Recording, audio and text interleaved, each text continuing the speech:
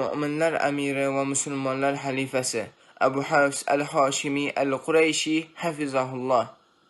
Qiyinchilik va yengillikda, o'zimga yoqqan va yoqmagan narsada Alloh subhanahu va taoladan ochiq kufrga dalil topilmas ekan, xilofat ahli bilan talashib tortishmasdan itoat qilishlikka bay'at beraman. Alloh subhanahu va taolo bunga guvohdir. Allohu akbar, Allohu akbar, Allohu akbar.